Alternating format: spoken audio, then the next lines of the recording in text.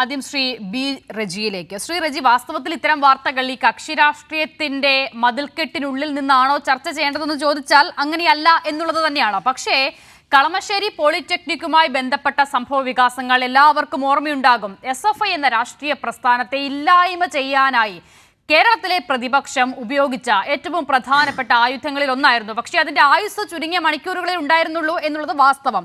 എങ്കിൽ പോലും നോക്കൂ, ഇപ്പോൾ കോളേജിന്റെ ഒരു നടപടി ആഭ്യന്തര അന്വേഷണ റിപ്പോർട്ടിന്റെ അടിസ്ഥാനത്തിൽ ഉണ്ടാകുമ്പോൾ അന്ന് SFI ആവർത്തിച്ചു പറഞ്ഞ KSU നേതാക്കളൊക്കെയും ക്യാമ്പസിൽ നിന്നും പുറത്തു പോകുകയാണ് കഞ്ചാവ് കച്ചവടം ക്യാമ്പസിൽ നടത്തിയതിന്. നോക്കൂ, ഈ KSUവിനെ ഇക്കാര്യത്തിൽ കുറ്റം പറയുന്നതിൽ ഒരർത്ഥവുമില്ല. കാരണം ഈ കഴിഞ്ഞ മാസം മാർച്ചിൽ ഏതാണ്ട് ഒരു 10-15 ദിവസത്തോളം ക്യാമ്പസ് ജാഗരൺ യാത്ര നടത്തിക്കൊണ്ട് മയക്കുമരുന്നിനെതിരായിട്ടുള്ള ഒരു അവബോധം വിദ്യാർത്ഥികളിൽ സൃഷ്ടിക്കുന്നതിന് വേണ്ടി പരിശ്രമിച്ച ഒരു വിദ്യാർത്ഥി പ്രസ്ഥാനമാണ് KSU. പിന്നെ ഈ ക്യാമ്പസുകളിൽ മയക്കുമരുന്ന് വ്യാപകമാകുന്നതിന് ഒരു പൊളിറ്റിക്കൽ പിൻബലം വേണം. നോക്കൂ, കേരളത്തിലെ ഇപ്പോൾ കഴിഞ്ഞ 9 വർഷമായിട്ട് LDF സർക്കാർ ഭരണം സാരഥ്യം വഹിക്കുമ്പോൾ കേരളത്തിലെ ക്യാമ്പസുകളിലെ മയക്കുമരുന്നിൻ്റെ ഒഴുക്ക് തടയേണ്ട പ്രാഥമികമായിട്ടുള്ള ഉത്തരവാദിത്വം ഇടതുപക്ഷ സർക്കാരിനുണ്ട്. അത് നമ്മൾ മറക്കരുത്.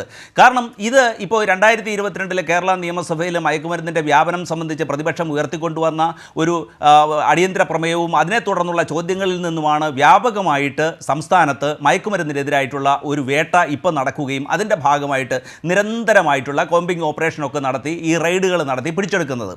അപ്പോൾ ഇവിടെ ഈ ഒരു വിഷയം, അതായത് നമ്മുടെ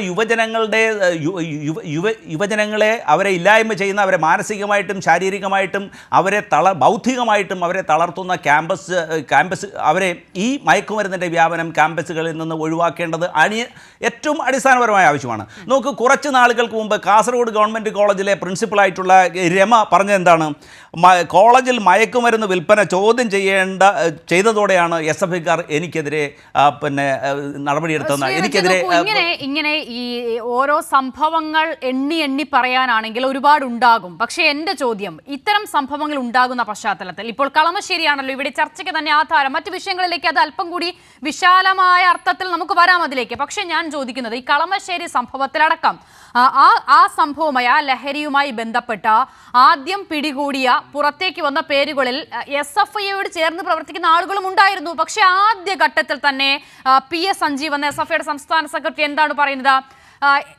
ആ സംഭവത്തിൽ SFI നേതാവിനോ SFIക്കോ വീഴ്ച പറ്റിയിട്ടുണ്ടെങ്കിൽ അതിശക്തമായ നടപടിയെടുക്കും. പിന്നീട് ആ വിദ്യാർത്ഥിയെ പുറത്താക്കുകയും ചെയ്തു. അപ്പോൾ അങ്ങനെ നടപടി ഉണ്ടായി ഒരു വശത്ത്. പക്ഷേ കോൺഗ്രസ് നേതാക്കൾ എന്ന വിഷയത്തിൽ നടത്തിയ പ്രതികരണം അങ്ങ് മറന്നുപോയെങ്കിലും കേരളം മറന്നിട്ടില്ല.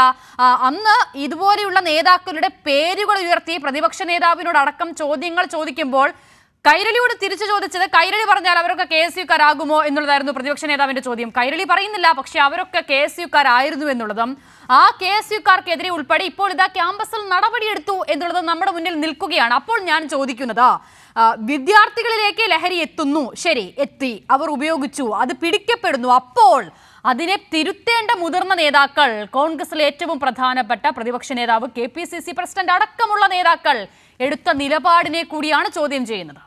നോക്കൂ, ഇവിടെ രാഷ്ട്രീയ പിൻബലം ഇല്ലാതെ ക്യാമ്പസുകളിൽ മയക്കുമരുന്ന് ലഭ്യമാക്കാൻ സാധിക്കുമോ? ആ ചോദ്യം ആണല്ലേ നമ്മൾ ആദ്യമായിട്ട് ഉയർത്തേണ്ടത്. ഈ മയക്കുമരുന്നെന്ന ഈ ഭീകരമായിട്ടുള്ള വിപത്തിനെ രാഷ്ട്രീയ ഭേദമന്യേ എതിർക്കേണ്ട ഒരു ഉത്തരവാദിത്വം കേരള സമൂഹത്തിനുണ്ട്. അങ്ങനെയാണെങ്കിൽ നമുക്ക് അതിലേക്ക് വരാം. ഇപ്പോൾ താങ്കൾ പറഞ്ഞതുപോലെ രാഷ്ട്രീയ പിന്തുണയോട് കൂടിയാണ് ക്യാമ്പസുകളിൽ ലഹരി മരുന്ന് എത്തിയെങ്കിൽ കളമശ്ശേരി പോളിടെക്നിക്കിൽ എങ്ങനെയാണ് ലഹരി എത്തിയത്, കഞ്ചാവ് എത്തിയത്? ഒരു അതിഥി തൊഴിലാളി, ഇതര സംസ്ഥാന തൊഴിലാളിയാണ് ഇതിന്റെ വിൽപ്പനക്കാരൻ, ക്യാമ്പസിന് പുറത്തുള്ള കണ്ണി. അയാളിൽ നിന്നും ഈ മയക്കുമരുന്ന് വാങ്ങി, ലഹരി വാങ്ങി ക്യാമ്പസിലേക്ക് കൊടുത്ത ആളുടെ പേര് ഷാലിക് എന്നാണ്. ആ ഷാലിക്കാരാണ് KSUവിന്റെ മെമ്പർഷിപ്പ് ക്യാമ്പയിൻ മുൻ വർഷം ഗവൺമെന്റ് പോളിടെക്നിക് കോളേജിൽ ഉദ്ഘാടനം ചെയ്ത ആളാണ്. KSUവിന്റെ മുൻ യൂണിറ്റ് സെക്രട്ടറിയാണ്. ആ ഷാലിക്കിൽ നിന്നും അടുത്തതായി ആ ലഹരി വാങ്ങുന്ന ആളാരാണ്? ആകാശാണ്. ആകാശ് കൃത്യമായി കോൺഗ്രസിന്റെ പ്രവർത്തകനാണ്. അപ്പോൾ അങ്ങനെ മറ്റൊരാൾ ആഷിഖാണ്. അങ്ങനെ ഒരു കൂട്ടം ആളുകൾ ഇതിന്റെ പിന്നിലുണ്ട്. ഇനി താങ്കൾ പറഞ്ഞ തരത്തിൽ ക്യാമ്പസിലേക്ക് ലഹരി എത്തിച്ചത് രാഷ്ട്രീയ പിൻബലത്തോടു കൂടിയാണെങ്കിൽ ഇവിടെ അത് കോൺഗ്രസിന്റെ പിൻബലമാണ്, KSUവിന്റെ പിൻബലമാണ്.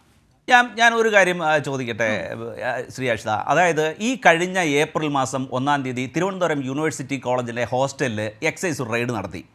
വെറും 15 മിനിറ്റ് കഴിഞ്ഞപ്പോൾ ആ റെയ്ഡ് സംഘം അവിടുന്ന് പിൻവാങ്ങി. അപ്പോൾ അവിടെ ഒരു വ്യക്തമായ ഒരു വിവരത്തിൻ്റെ അടിസ്ഥാനത്തിലായിരിക്കുമല്ലോ തീർച്ചയായും അവിടെ ഒരു റെയ്ഡിന് ഈ സംഘം എത്തിയത്. കേരളത്തിലെ ക്യാമ്പസുകളിൽ, ഞാൻ അതിനെ രാഷ്ട്രീയമായിട്ടല്ല കാണുന്നത്, കേരളത്തിലെ ക്യാമ്പസുകൾ ഈ പറഞ്ഞ മയക്കുമരുന്ന് വിമുക്തമാക്കണം, അതിന് സർക്കാർ മുൻകൈ എടുക്കണം, പൊതുജനവും മുൻകൈ എടുക്കണം. ഈ കോൺഗ്രസിനെ സംബന്ധിച്ച് ഞാൻ മനസ്സിലാക്കുന്നത് അവർ ഏതെങ്കിലും ഒരു മയക്കുമരുന്ന് കച്ചവടക്കാരനെയോ മയക്കുമരുന്ന് വിൽപ്പന നടത്തുന്ന ഏതെങ്കിലും ഒരു വിദ്യാർത്ഥിയെ സംരക്ഷിക്കുമെന്ന് എനിക്ക് കരുതാനാവില്ല. കാരണം കോൺഗ്രസ് അത്തരത്തിലുള്ള രാഷ്ട്രീയ ആദർശവുമായി മുന്നോട്ട് പോകുന്ന ഒരു ക്യാമ്പസിലെ സമാധാന അന്തരീക്ഷം സൃഷ്ടിക്കണമെന്ന് ആഗ്രഹിക്കുന്ന ഒരു രാഷ്ട്രീയ പ്രസ്ഥാനത്തിൻ്റെ വിദ്യാർത്ഥി സംഘടനയാണ്. അപ്പോൾ അതേസമയം ഇവിടെ കഴിഞ്ഞ 9 വർഷമായി ഒരു കോൺഗ്രസ് അറിയാമല്ലോ, KSFI എന്ന് പറയുന്ന പ്രസ്ഥാനം സംസ്ഥാനത്തെ കോളേജുകളിലെ 3/4 കോളേജുകളിലും അവർക്ക് ആധിപത്യമുള്ളുകയും വിദ്യാർത്ഥി രാഷ്ട്രീയത്തിനിടയിൽ മുഖ്യ പങ്ക് വഹിക്കുന്നതുമായ ഒരു രാഷ്ട്രീയ പ്രസ്ഥാനമാണ്. അപ്പോൾ ക്യാമ്പസ് രാഷ്ട്രീയത്തിൽ ക്യാമ്പസിൽ ഈ മയക്കുമരുന്ന് വിമുക്തമാക്കുന്നതിന് SFIയെ സംബന്ധിച്ച് ധാരാളം കാര്യങ്ങൾ അവർക്ക് നിർവഹിക്കാനുണ്ട്. ശരി, ഞാൻ മടങ്ങി വരാം.